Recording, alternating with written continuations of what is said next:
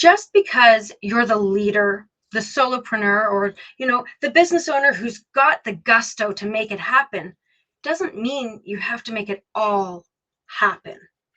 You need a team. You need a supporting entity to really get those results that you want to see without burning out.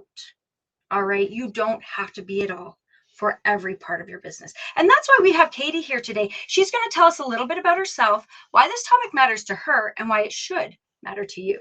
Katie, welcome to the show. Thank you, Shauna. Thanks for having me.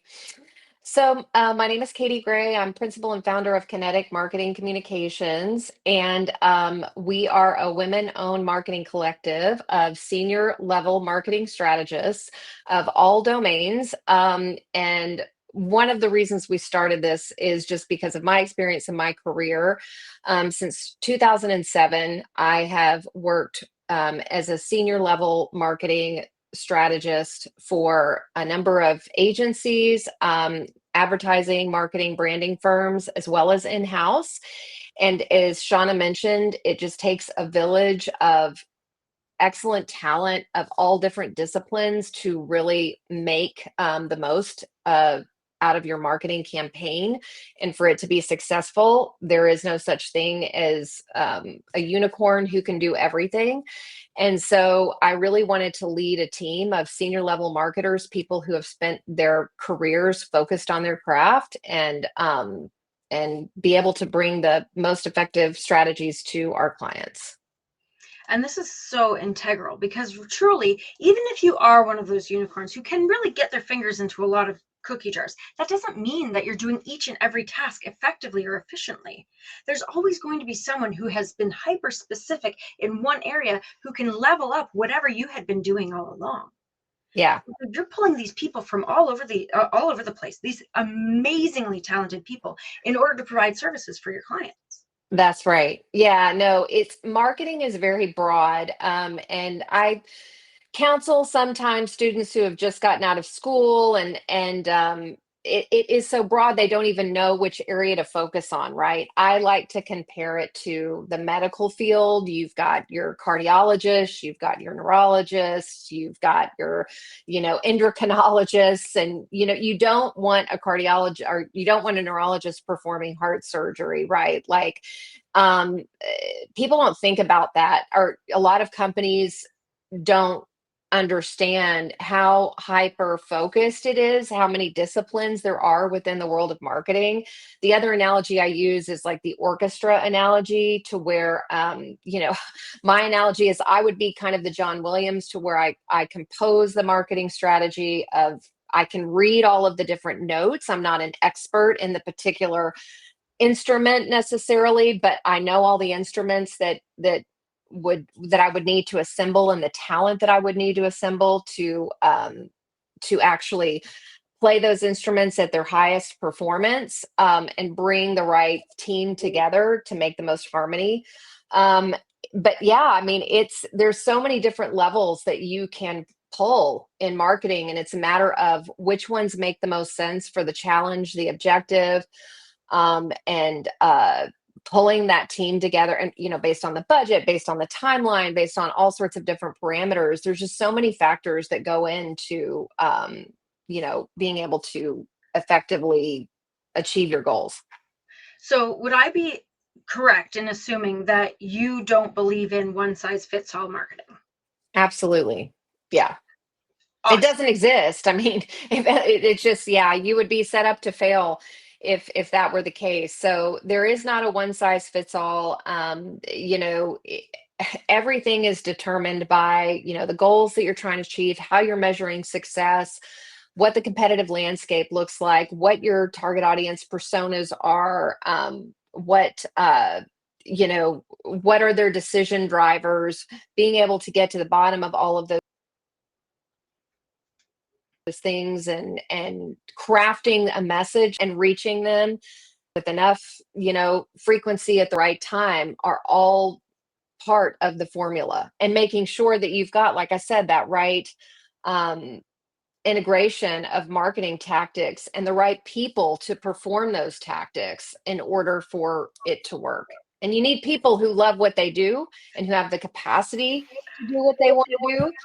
A lot of agencies, I would say, there's a lot of, because there's a lot of overhead associated with it, right? And so you supplement with junior level talent, and even, those guys contract at times, but like you a lot of times they'll experience burnout because they're overwhelmed. And our model is so unique in the fact that we've just got this collective of just senior level strategists, and a lot of them are career established contractors. They've done this their entire lives, and so they're used to working with each other and collaborating with each other. And so you just pull the right people for the right job and assemble them all together. They're motivated, they're excited, they've got the capacity to do the work, they're kind, they're collaborative. So it really is a great synergy that we bring, I think. And You've like I said, touched on I started the company because I really wanted to create an environment that I had not been witnessed before in my career. And so it's just been really lovely to be able to do that with my partner, Megan Swaggart. And every day is a joy to come to work. That's amazing. And that's definitely something we're going to have to talk about. I want to reflect a little bit just for a moment, because you touched on a lot of really important concepts that people forget when they're trying to implement their anything in business, but particularly their branding and their marketing, and how they're going to actually execute on the task, right? Yeah, And those concepts are about capacity and burnout. People right. forget that it takes a lot to do it. And I'm not even just talking about the passion and the talent that you referred to in the first place. Maybe you are passionate, maybe you are talented, but that still doesn't mean you can do it all. You've only Right. got a certain amount of capacity in order to execute the task before you burn out. And you and I both know that consistency is important. And if you've burnt out, you've ruined your consistent effort. Yes, that's right. Yeah, no, and that's one thing that always gets overlooked is this capacity. I mean, in every place that I've ever worked, the number one issue is bandwidth. And then and also just capacity in terms of skill level. Like I said, I mean, people who just don't have the the level of skills that are required to execute on a particular strategy within that domain. And yeah, I wish I could say everybody is the same, but they're just not. There are levels of skill and talent and that I sort of don't thing. want And everybody to be the same. That's where we get the richness from it. But it takes a leader like yourself to recognize those differences and to pull together the strengths of each individual in order to create this beautifully comprehensive team who can execute on a task based on, as you said before, specific parameters of that unique marketing campaign within that unique business. right. Yeah, I mean, and just to give you an example of just how unique and how niche it can get is you've got, everybody like throws social media into one bucket. Well, it's not. You've got people who are really strong in organic, like organic social. And then you've got teams that are really good at paid social. And then you get into how you leverage AI for that and how you build targeting parameters and meta and how you can hyper target to specific audiences. So, and then you hear about PR and how does that play with your paid initiatives and how can you leverage that for maybe, native advertising and what does that mean? And how do you use marketing automation to continue to nurture those leads? So it's not just about all of the different specialties and tactics that you can pull together. It's also just every part in the funnel too, from pre-awareness to consideration to conversion. I mean, it's a huge marketing funnel and every single layer in that funnel needs to be considered and needs to have channels and tactics and messaging that apply to it in order to get the most out of your marketing budget. I am the organic person. That's where I live. And when you listed out all of the things that I do and then added the things that I do not do, I felt the weight of that kind of task. And it's literally what I do. So when there are people out there who don't, that's not your thing. Like you provide a different service or product, and your thing is that to try to tackle something as big and heavy as marketing on your own, that you're asking a lot of yourself. That Yeah. bandwidth is going to be depleted in no time at all. It's like I'm a pretty big geek. I like Harry Potter, Lord of the Rings and stuff. The Lord of the Rings Oh, movie where kindred Bilbo spirit. Baggins Me says, too. I love it. Well, I mean, we would go on tangents, so I'm not going to. But the quote that sticks with me, Bilbo Baggins, when he says he feels like butter spread on too many pieces of toast. Yeah. Yeah. Right? Yeah. That's what we're getting into, and that's what a team like yours can support.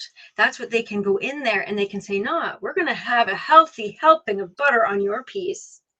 And we're each going to have a healthy helping of butter on our pieces, and we're going to make this a freaking party. We're going to see results, which is amazing. That is what we want to see within a well-functioning organization. Yeah, no, agreed. And I will say too, just from the company perspective, there again is this misconception that if I hire someone to lead a team, they're going to be able to do everything. Mm. And so I do feel like there is an education that needs to go out there too with businesses, that it takes a village. Like you're saying, I don't know all the folks that listen to this podcast, but those of us definitely that are executing on the work probably understand that better. But I would say the company man, if you will, sometimes that is not realized until they hire someone and then they feel like that person might fail. So, you just always have to manage that expectation that it's going to take a lot of people to pull all of this off. And you're going to have to invest in a multifaceted plan in terms of tactics and channels and production to get all of that work done, to be able to even advertise and leverage your advertising dollars. It's a lot. Like, it's a huge investment from a marketing perspective in order to be able to really generate those results that we talked about. And when you say investment, we're usually kind of we're generally going to think of money, and that's fine. That's true. It does cost money to get things done, right? That's why we call it ROI. It's a return on investment. But it's also, that investment is also bandwidth, like we've already discussed. Mm-hmm. One thing that I find that people forget about is the investment of time. Yes. They're expecting overnight results. Whether you've hired one person to help you, whether I'm going to even go so far as to say, whether you're doing it yourself and you're trying to make ends meet because that's where you're at.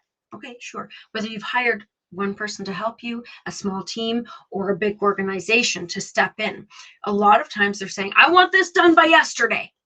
Let's talk about that for a minute, because I feel like that's another myth that we can bust here on this conversation. Because no, just first of all, Yeah. no. Not everybody will say no, though, and that's part of the problem, is that when you bite off more than you can chew, it's always going to come back to kind of kick you in the rear end, or you're going to feel the effects of that. And it also can have a damaging effect on your reputation. I hate to say, like, if you overpromise and underdeliver, that has negative effects on your reputation. And so you always need to know what your strengths and your weaknesses are. Like we talked about, your capacity to be able to perform the work well. Know what you can do well within the time frame that you're given. And if you can't, see if you can meet in the middle somewhere. And sometimes if you can't, then you've just got to pass. I mean, there's always going to be other opportunities out there. Absolutely. And that's mostly from the execution point of view and your team.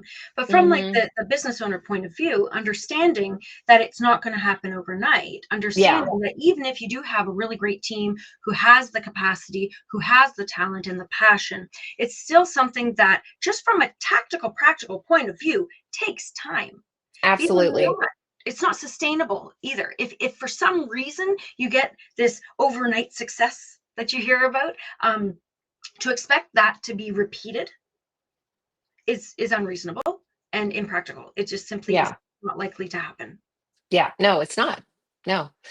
Yeah, so I would definitely say that is an education as well, that be realistic on your timelines, and realistic on all expectations, including, what you expect from the people on your staff and what they can do and what you need to supplement in terms of, the workforce. And with our team, we're very agile and scalable, and we can, completely embed in your team fractionally and have the same don't, same email address as the rest of your team as part of the company. And if you need fractional support from a marketing consultant standpoint, or if it's just a specific initiative that you're doing or campaign, we can do turnkey project work to where we assemble the team for the task at hand, if you will, and can help shepherd that through the process. But yeah, it again, it takes a village. You will not find,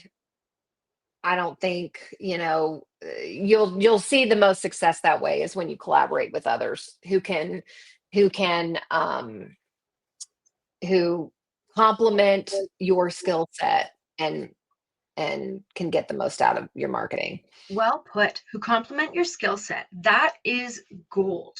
Because truly, I mean, that's what, whenever I'm working with someone, whether it's for marketing or anything else, that's what I'm looking for. That's what I'm asking questions about. What is going to Yeah. complement my skill set? And I'm going to implore to everyone joining us for this conversation that they consider that too whenever they're thinking about who they're going to work with, why, et cetera, et cetera. And speaking of the why, I wanted to kind of touch on just very briefly the why behind your business. Now, we've already heard a lot of the values that kind of birthed this business, but I'd like to just hear a little bit more about that journey and just like I said, the why, because I remember feeling it deeply in me when you described it to me before, just the sense of that is and will be always needed, just that Yeah. something. So go ahead, let us hear more.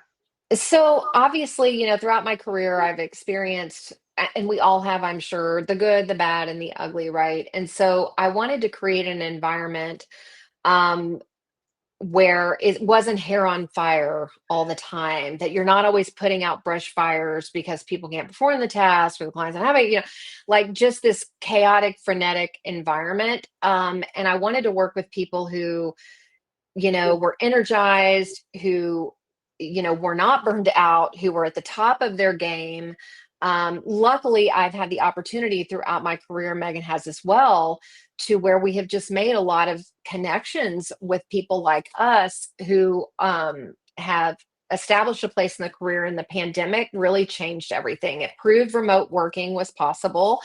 It proved that you can still be productive, if not more so. I'm honestly more productive when I am not distracted by a lot that's going on around me, Yeah. particularly when a lot of the work that we do is critical thinking work. And so you need that focus. You can have a lot of distractions if you want to be able to do it well. And so I just wanted to create an environment where I could perform at my best. Others had who were excellent at their craft were be able to perform at their best, and people who had mutual respect for one another, loved to collaborate, and had the self-discipline to be able to do the work. A lot of times when you're in a community environment, like I would call the traditional agency model where it's a bunch of W-2s. I mean, you've got the bosses that are, and I've been in leadership positions of 3 different, companies. And so it's like cracking the whip and working as hard as you can. And people are working overtime and nights and killing themselves. And if you think that you're being productive, if you're working 80 hours a week, you're not. No. The science shows that you are the most productive, or you really are productive, between 4 to 6 hours in a day. I mean, that's just human nature.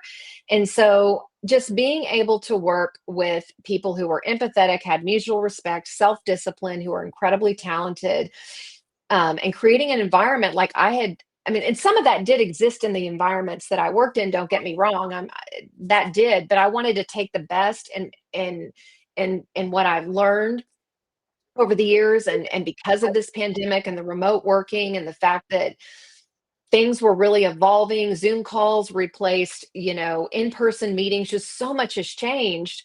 I just saw an opportunity to be able to start something that I really had never seen before. And I got fortunate enough that my longtime friend and colleague, Megan Swaggart, was a place in her career where she was able to join me. And if you had told us 5 years ago when we worked together that this was going to happen, we would have just like probably burst out in tears and not even believed you. And every day has just been a complete joy. So, I mean, I wanted to bring back the joy of marketing and working with people again, and not just having that like culture that weighs you down and that burns you out. That is it. That is it. And that I feel like marketing in particular, like BGM marketing, has had like a really kind of not fabulous light shone on it over the course of history, even because we see marketing in propaganda, we see marketing in, you know, that sleazy salesperson, right? You see all of this type of thing, and it doesn't have to be that way on the forefront, and it doesn't have to feel that way on the back end. And I think that what you've created is definitely a next level, like a truly an innovative evolution of the space of marketing. And I mean, kudos, amazing. Now, Thank you. we've talked about a lot of different things though that I know, like I'm right. I have a list. I have a literal list, but then I also have a list running in my head of like, oh, that's a good idea. Oh, how can I? And there are a lot. If there was one thing that you would want the people who have joined us for this conversation to take to heart, and run with, I want you to share it with them. But first, before I'm going to let you think of it, because that was a big question. I'm going to let you think on it. Before you do that, I want to remind everyone who's joined us today that these conversations happen every week. So make sure that you subscribe, hit the bell, and join the conversation. Leave a comment, ask a question. We're here to help. We're not going anywhere. And we want to see you succeed. So with that, I'm going to give the mic over to you, Katie. Please let the people know what they need to hear. Well, I would just say, this is going to sound corny and soft, but like just follow your heart. If you and I would just say hone on your niche, figure out what you're really good at, and hone those skills, and surround yourself with people who are going to lift you up and not tear you down. And Yeah, I mean, just get out there, pick up the phone, work on your relationships. The other thing I would say too is just soft skills are underrated. I think everybody's so, focused on the work and getting things done and Slack and email and all of that. And you've got this screen in front of you all the time. And just don't underestimate the value of cultivating really strong relationships and putting yourself in that person's shoes. Sorry, that was like a lot of different things. It was random. No, it's all good. I All don't good. know. The takeaway is just just you become what you believe. Just I don't know. You do. And people are going to want to hear more from you. Let them know where they can reach out. So you can visit our website at kineticcoms.com, but we really encourage you to join our LinkedIn community. We're a pretty young company, and so we're still trying to build our followers. And we actually, roll out content on a pretty frequent basis. And so we would just love to have you as part of our community.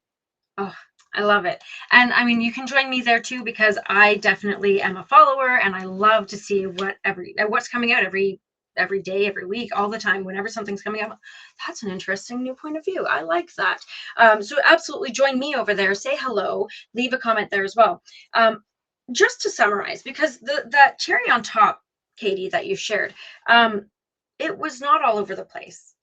And I think you summed up what you were saying very beautifully. Is this idea that you become what you believe? Yeah, that's Oprah Winfrey, by the way. That's a quote from Oprah Winfrey. Yeah, so I would definitely say you, and just also surround yourself with people that lift you up and don't tear you down. I would say too. And that's exactly it, right? That whole idea of becoming what you believe. This is one of those things that it's not a standalone quote by Oprah. It's not a standalone quote because it has all of these moving pieces that include, I've got it written down, that include following your heart, connecting with people intentionally, using those soft skills to remain human. That's all a part of becoming what you believe, really just tapping into your humanness. Yeah. Right. No, absolutely. You mentioned too, just within that world is also the concept of ikigai, which I'm not going to get into, but if you haven't looked into it, my beautiful friends who've joined us today, look into ikigai. It's an amazing concept. And tell me what you think about it, because I know that it can be kind of this aspirational goal that people feel like might be out of reach. I disagree. So come and fight with me. Anyways, we're gonna have these conversations every week. As I said, subscribe, leave me a comment, challenge me to a battle of ikigai, and we will chat soon. See you later.